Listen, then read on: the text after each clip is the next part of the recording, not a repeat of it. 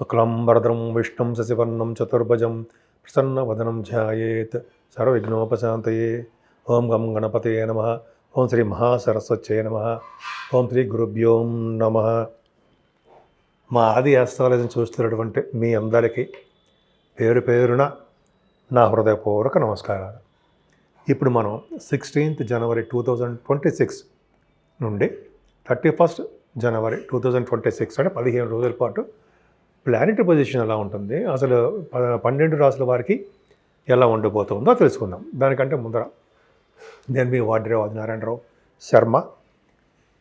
Me date of birth మీకు ఒక జాతకాలు చెప్పించుకోదలుచుకుంటే మీ డేట్ ఆఫ్ బర్త్ డీటెయిల్స్ ఉండాలండి. డేట్ ఆఫ్ బర్త్ మీకు తెలిసిందే కదా, time of birth, place of birth ఇవన్నీ ఉండాలి. ఉంటే మీ జాతకంలో సపోజ్ ఉద్యోగం ఎప్పుడు రావాలి, పెళ్ళిళ్ళు ఎప్పుడు అవుతాయి, లేదా ఫారిన్ కంట్రీస్ ఉందా లేదా, రాజకీయాల రంగంలో ఉంటామా, అనేక రకాలుగా మనకి ఈ జాతకాలు కూడా తెలిసిపోతాయి. కానీ అనాలిసిస్ చేసి చేయొచ్చండి, చెప్పచ్చు. నేను చెప్తున్నా కూడా చాలామంది చెప్తున్నాను. నేను CMA ప్లస్ ఆస్ట్రాలజీలో కూడా చాలా 35 years నుంచి ఉన్నాను. బట్ ఫైనాన్స్లోనే ఎక్కువ ఉన్నాను నేను. సరే, అది పక్క పెడదామండి, ఎప్పుడు ప్రతిసారి చెప్పేదే. సో మీకు మీ జాతకాలు తెలుసుకోవాలనుకుంటే తప్పకుండా ఈ ఫోన్ నెంబర్ ఉంది 7075389589 7075389589. మీకు కాల్ చేస్తే నేను తప్పకుండా మీకు రెస్పాండ్ అవుతాను. తప్పకుండా మీకు జాతకాలు చెప్తాను.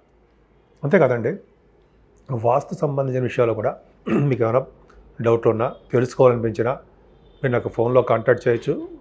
US నుంచి అంటే ఫారిన్ కంట్రీస్ నుంచి కూడా కొంతమంది ఇలా ఫోన్స్ చేస్తూ ఉంటారు. సో వాళ్ళకి నేను జనరల్గా ఇలా చెప్పేస్తూ ఉంటాను నేను జాతకాలు ఫోన్లో కూడా. సో ఈ విధంగా మీకు కూడా తెలుసుకోవాలంటే తప్పకుండా చెప్పండి, చేద్దాము. అంతేకాకుండా మన ఆది ఆస్ట్రాలజీ తరపు నుంచి, అంటే నేనన్నమాట, ఆది అంటే నేను, ఆస్ట్రాలజీ తరపు నుంచి కూడా ముహూర్తాలు, పెళ్లి ముహూర్తాలు, గృహప్రవేశ ముహూర్తాలు, ఇంకా రాబోయే కాలంలో ఒడుగు ముహూర్తాలు, ఇవన్నీ కూడా ఉంటాయి కదండి. అంటే మంచి మంచి ముహూర్తాలు చేయించడము. అలాగే మన దగ్గర కూడా చిన్న చిన్న హోమాలు, పూజలు, అవి కూడా నేను కాదు, వేదశాస్త్ర పండితులు ఉన్నారు, వాళ్ళు మన దగ్గర చేస్తుంటారు. హైదరాబాద్లో మంచి ఫేమస్ ఉంటారు, మా దగ్గర ఉంటారు. మేము అందరం కలిసి చేస్తూ ఉంటాం. సో మీకు చేయించుకోవాలన్నా కూడా తప్పకుండా మనం కన్సల్ట్ చేయొచ్చు. తప్పకుండా మనం చేద్దాం. ఇప్పుడు మనం 16వ తారీఖు జనవరి నుంచి 31వ తారీఖు జనవరి వరకు కూడా మన ప్లానెటరీ పొజిషన్ ఎలా ఉంది అంటే గ్రహాల యొక్క ప్రభావం ఏ రాశిలో ఏ గ్రహాలు ఉన్నాయో తెలుసుకుందాం. అంటే మిథున రాశిలో గురుడు వక్రగతిలో ఉన్నాడు. సింహరాశిలో కేతు ఉన్నాడు. అలాగే ఇప్పుడు ఇంతకుముందు ధనురాశిలో ఉండేవాళ్ళు రవి బుధ శుక్ర కుజుడు. మీకు మకర రాశిలో కుజుడు ఎగ్జాల్టేషన్ ఉంటాడు. మకర రాశిలో ఉన్న కుజుడు అద్భుతమైన ఫలితాలు ఇస్తాడు చాలామందికి. అంతేకాకుండా కుంభరాశిలో, వాయుతత్వ రాశిలో రాహు, జలతత్వ రాశిలో మీనంలో శనీశ్వరుడు ఉన్నాడు. సో ఈ విధంగా మనం ప్లానెటరీ పొజిషన్ ఉన్నాయండి. ఇప్పుడు మనం 12 రాశుల గురించి ఒక్కొక్కటి తెలుసుకుందాం. కుంభరాశి వారికి మీరు ఫారిన్ వెళ్ళడానికి రెడీగా ఉండండి. ఫారిన్ కంట్రీస్ కూడా వెళ్తారు మీరు. సరే, అది పక్క పెడదామండి. మీ రాశినే గురుడు చూడడం వల్ల చిన్న చిన్న ప్రాబ్లమ్స్, ఇబ్బందులు అవన్నీ ఉంటాయి. గురు దృష్టి ఉండడం వల్ల ఏ ప్రాబ్లమ్స్ ఉండవండి. మీరు ప్రశాంతంగా ఉండడానికి అవకాశాలు ఉన్నాయి. ఏదేమైనా శనీశ్వరుడు మీకు ద్వితీయ భావంలో ఉండడం వల్ల ఫారిన్ కంట్రీస్ తీసుకెళ్తాడు. అంటే ద్వితీయ భావంలో శనీశ్వరుడు ఫారిన్ కంట్రీస్ తీసుకెళ్తాడా? అవును, ఆయన 12th house లాట్ కూడా అయ్యాడు కదా, అందుకని. అంతే తప్ప సెకండ్ హౌస్లో శనీశ్వరుడు అంటే తీసుకెళ్ళిపోతాడంటే ఏం తీసుకెళ్ళాడు? మీకు నీటి వల్ల ప్రమాదం కలిగేటట్టు చేస్తూ ఉంటాడు. పైగా మీ బంధువులు కానీ విషయంలో కానీ, మీ తోబుట్టువుల విషయంలో కానీ, మీ స్నేహితుల విషయంలో కానీ, మీ భార్యాభర్తల విషయంలో కానీ మీరే ప్రాబ్లమ్స్ క్రియేట్ చేస్తుంటారు. అంటే మీ మాట వలన వాళ్ళు నొచ్చుకుంటారు. కుంభరాశి వారికి అంటే పరుషమైన మాటలు కొన్ని సందర్భాల్లో మీకు నచ్చచ్చు, కానీ వాళ్ళకి నచ్చవు. కానీ వాళ్ళు ఫీల్ అవుతారు, మిమ్మల్ని ఎదిరించలేరు. అంతే, అదొక్కటి గుర్తుపెట్టుకోండి. కాబట్టి చాలా జాగ్రత్తగా అందరితో ప్రశాంతంగా ఉండండి. కోపం వద్దు, ప్రశాంతంగా మాట్లాడండి. ఇన్ని చెప్తున్నానా? అందరం ఉంటాం మనం అలాగా, కొన్ని సందర్భాలు ఉంటాం. సరే, అది పక్క పెడదామండి. మీ దగ్గర ఆస్ట్రాలజర్స్ ఉన్నారు, ఆస్ట్రాలజీ సంబంధించిన విభాగాల్లో, వాళ్ళకి మంచి బాగుంటుందండి. సన్మానాలు జరుగుతాయి, అదృష్టం బాగుంటుంది. బహుశా మీరు ప్రయాణాలు కూడా చేస్తుంటారు. 3rd house lord బాగున్నాడండి. మీ తమ్ముడికి కానీ మీ చెల్లెలికి కానీ బాగుంటుంది. వాళ్ళు మంచి ఉత్సాహంగా ఉంటారు. ముఖ్యంగా మీరు కమ్యూనికేషన్ స్కిల్స్ పెంచుకుంటుంటారు. ఆభరణ ప్రాప్తి కలుగుతుంది. తీర్థయాత్రలు చేస్తుంటారు. ముఖ్యంగా మీరు ఏ పని తలపెట్టినా ఆ పనిలో నిమగ్నమైపోయి సక్సెస్ చేస్తారు. కృషి, పట్టుదల, అదృష్టము, రోగ నిరోధక శక్తి, స్వయం కృషితో బాగా ఇంత కృషి అయినా సరే స్వయం కృషితో పైకి రావడము, చదువులో ఆటంకాలు ఎదురవడం జరుగుతాయి. ఇవన్నీ ఒకైతే అయితే చదువులో ఆటంకాలు కలుగుతాయి. కలగడమే కాకుండా తల్లిగారికి బాగుండకపోవడము, మీ రైతులకు కూడా అంత అద్భుతంగా లేకపోవడము, మ్యూజిక్ రంగంలో కూడా ఆపర్చునిటీస్ అవకాశాలు లేకపోవడము, పోనీ ఏదైనా కారు కొనుక్కుందామా, బిల్డింగ్ కొనుక్కుందామా అంటే ఆలస్యం అవ్వడము జరుగుతాయి. ఇంకా మీ సంతానం విషయాలు మాత్రం అంటే ఏమాత్రం ఇబ్బంది పడరు. ముఖ్యంగా పుత్రులు పుట్టడానికి అవకాశం ఉందండి. మీ పుత్రుల వలన ధనప్రాప్తి, అదృష్టము, ఐశ్వర్యము మిమ్మల్ని ఎక్కువగా చూసుకోవడానికి పుత్రులే కారకులు అవుతారు. ముఖ్యంగా మీ జాతకాల ప్రకారం ఆధారపడి ఉంటుంది. ఇది గోచారం ప్రకారం నేను చెప్తున్నా. సో ఇది ఒక గొప్ప టాలెంట్ అండి. కొంతమంది పుత్రులు కూడా సెటిల్ కాలేకపోయిన వాళ్ళు ఉంటారు. బట్ వాళ్ళ జాతకాల ప్రకారం ఆధారపడి ఉంటుంది. ఏదేమైనా స్టాక్ మార్కెట్లోనూ మీకు బాగా సక్సెస్ అవ్వడానికి, ఫైనాన్స్ రంగంలో బాగా వృద్ధి చెందుతారు. అలాగే సాహిత్యం, సంగీతం, నటన, కళారంగంలో మీకు వృద్ధి కలుగుతారు. సాహిత్య రంగంలో బ్రహ్మాండంగా సక్సెస్ అవుతారు. అంతేకాకుండా మీకు జనాకర్షణ కూడా ఎక్కువ అండి. మీరు చాలా నేమ్ అండ్ ఫేమ్, మంచి సెలబ్రిటీ అంటారు సార్, మీరు చాలా మంచి సెలబ్రిటీగా ఉంటారు. మంచి అవకాశాలు, మిమ్మల్ని గుర్తింపు, గౌరవం, మిమ్మల్ని ఎక్కడ చూసినా గుర్తుపడే శక్తి జనాలకు ఉంటుంది. కానీ భార్యాభర్తల విషయంలో చిన్న చిన్న ప్రాబ్లమ్స్ ఉంటాయండి. మనస్పర్ధలు, ఆరోగ్యం బాగుండకపోవడము, చికాకులు, గొడవలు, లేదా దూరంగా ఉండడము కొంతమంది సందర్భాల్లో ఉంటాయి.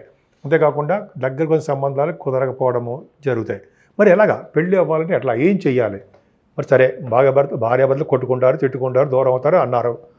అదే దగ్గర సంబంధాలు ఆగిపోతాయని చెప్పి అంటున్నాను. మరి వాడు ఎలాగా, దాని రెమెడీ ఏంటి అంటే ఏం లేదండి, వినాయకుడిని పూజించండి. సంకటహర చతుర్థి నాడు వినాయకుడిని గరికతో పూజించి మోదుకులు సమర్పించండి. డెఫినెట్గా పిల్లలు కాదు కానీ మీ పిల్లలకి అనుకుందాం, మీరు మ్యారేజెస్ అవుతాయి, మీరు కూడా కలిసి ఉంటారు భార్యాభర్తలు పర్ఫెక్ట్గా. అంతేకాకుండా సుబ్రహ్మణ్యేశ్వర స్వామిని వదలకుండా అష్టోత్తర నామాలతో, శతనామాలతో ఒక 40 రోజులు చేస్తే మాత్రం ఖచ్చితంగా భార్యాభర్తలు కలిసి ఉంటారంటే సందేహం లేదు. ప్లస్ వివాహ శుభకార్యాలు జరుగుతాయి. ప్లస్ మీ ఆరోగ్యం కూడా బాగుంటుందండి. ఎందుకంటే మీకు శనీశ్వరుడు చూడడం వల్ల అనారోగ్య సమస్యలు, మోకాళ్ళ నొప్పులు, పిక్కల నొప్పులు, పాదాల నొప్పులు అంటుంటాం కదా, మనం నడుస్తూ ఉంటాం కదా, మనం గబుక్కని జారిపడిపోతూ ఉంటారు. జారిపడిపోవడం అంటే కొద్దిగా చిన్న చిన్న ప్రాబ్లమ్స్ వస్తూ ఉంటాయి.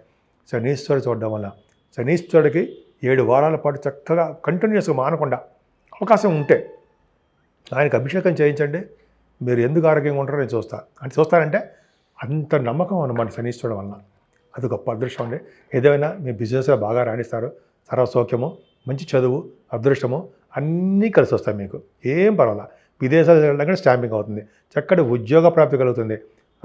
ముఖ్యంగా సాఫ్ట్వేర్ రంగ ఉద్యోగస్తులకి, గవర్నమెంట్ సంబంధించిన ఉద్యోగస్తులకు కూడా డెవలప్మెంట్స్ ఉన్నాయి. రియల్ ఎస్టేట్ రంగ వ్యాపారస్తులకి చాలా అదృష్టమే. మీరు చేస్తున్న వ్యాపార అభివృద్ధి దినదిన ప్రవర్ధమానం అవుతూ ఉంటుంది. సందేహం లేదు. అన్నిటికంటే ముఖ్యమండి, 12వ భావంలో ఉన్నటువంటి కుజరబులు వలన చిన్న చిన్న యాక్సిడెంట్సో, ఆపరేషన్సో, దెబ్బలు తగలడాలో, బోన్స్ సంబంధించిన వ్యవహారాల్లో ఇబ్బంది కలగడమో, లేదా బోన్స్ సంబంధించిన ఆపరేషన్సో కుంభరాశి వాళ్ళకి జరగబోతున్నాయి. అంటే 12వ భావంలో బుధ శుక్రులు, రవి కుజుల వలన విదేశాలు, ఎందుకంటే 12th house lord, 9th house lord శుక్రుడు 12వ భావంలో ఉన్నట్టుగా ఖచ్చితంగా విదేశ పర్యటన, విదేశాలు వెళ్ళడం ఖాయం కుంభరాశి వాళ్ళు.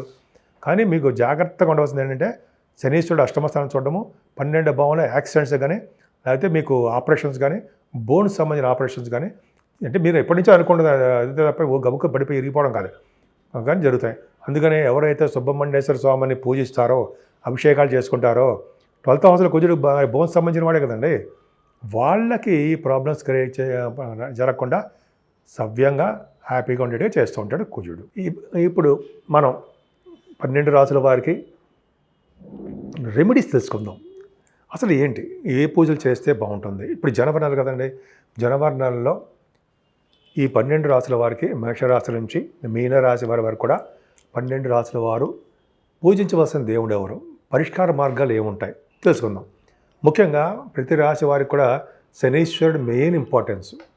ఆయన శనీశ్వరుడు కొంతమందికి అర్ధాష్టమ శని అని, ఈ ఏలినాటి శని ప్రభావం అని, అష్టమ శని దోషం అని ఉంది కదా సింహరాశి వాడికి.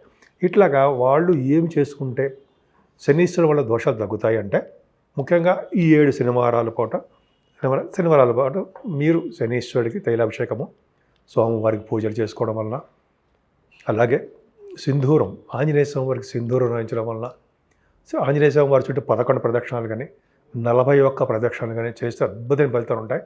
అలాగే హనుమాన్ చాలీసా 40 రోజుల పాటు రోజు ఒకసారైనా చాలు 40 రోజుల పాటు చదివితే మీరు అనుకున్న కోరికలు నెరవేరుతాయి. అంతే కదండి. వెంకటేశ్వర స్వామి దగ్గర అంటే ధ్వజస్తంభం గుళ్ళో అఖండ దీపారాధన పెద్ద పెద్దవేం కాదు. మనం అరిచేయి అంత బూలు మూకుడు ఉంటుంది కదా, మూకుడు చిన్న మూకుడు, బూలుముడు కాదు మూకుడు, మట్టి మూకుడు, దాంట్లో అఖండ ఒత్తి వేసి స్వామివారి దగ్గర దీపారాధన చేయడం వలన ఖచ్చితంగా శనీశ్వరం వచ్చే దోషాలు పరిహారం అవుతాయి. అన్నిటికన్నా ముఖ్యం శివారాధన, శివుడికి అభిషేకాలు, నందీశ్వర స్వామి పూజలు ఇలా చేసుకోవడం వలన కూడానండి చాలా కష్టాల నుంచి మనం బయటెక్కుతూ ఉండాలో సందేహం లేదు. అలా అంతేకాకుండా రాహుకేతువులు, అలాగే నవగ్రహాల్లో రాహుకేతువులు కూడా మనం పూజలు చేస్తూ ఉంటాం. కేతువు మనకి అనుకూల ఫలితాలు ఇవ్వాలంటే ఖచ్చితంగా వినాయకుని పూజించాలి. అంతేకాకుండా సుబ్రహ్మణ్యేశ్వర స్వామి ఆరాధన, ఈ ఇద్దరు చాలా పవర్ఫుల్ అండి. కేతు గ్రహం యొక్క ప్రభావం మనకు తగ్గుతుంది. అంతేకాకుండా రాహు, అమ్మవారిని పూజించడం వల్ల దుర్గా అమ్మవారిని కుంకుమ పూజ కానీ, లేకపోతే మీకు తెలుసు కదా హోమాలు, చండీ హోమం చేయించడం వల్ల, కామాఖ్య అమ్మవారి దేవాలయాలు సందర్శించడం కానీ, అమ్మవారిని పూజించడం వల్ల కానీ చేస్తే తప్పకుండా కూడా ఈ రాహుకేతువులే కాదండి, నవగ్రహాల యొక్క ప్రభావం మీ మీద కూడా తగ్గడానికి అవకాశాలు ఎక్కువ ఉంటాయి. అది కూడా మీ లగ్నాల మీద ఆధారపడి ఉంటుంది. ఇప్పుడు మనంతా గోచార ప్రకారం చెప్పుకుంటాం. గోచారం అనేది ఏ ఒక్కరిని ఉద్దేశించి చెప్తుంది మాత్రం కాదు, అందరికీ వర్తిస్తుంది. కాకపోతే అంటే వీటిలో మంచి విషయాలు మీరు గ్రహించాలి. అందుకని భయభ్రాంతులు చేయవలసిన అవసరం నాకు లేదు. ఎందుకంటే ఏ గ్రహం కూడా మనల్ని భయపెట్టడం ఉండదు. దానికి సంబంధించిన పరిష్కార మార్గాలు కూడా చేస్తాం కదా. కాబట్టి ఎవరు మనం చంపేయరు, భయపడవలసిన అవసరం లేదని భయపెట్టను కూడా. ఎందుకంటే జాతకాలు ఎలా ఉంటాయో అంటే రాసుల యొక్క ప్రభావం, రాసుల్లో ఉన్న గ్రహాల ప్రభావం ఎలా ఉంటుందో అలాగే సింపుల్గా చెప్పుకుందాం.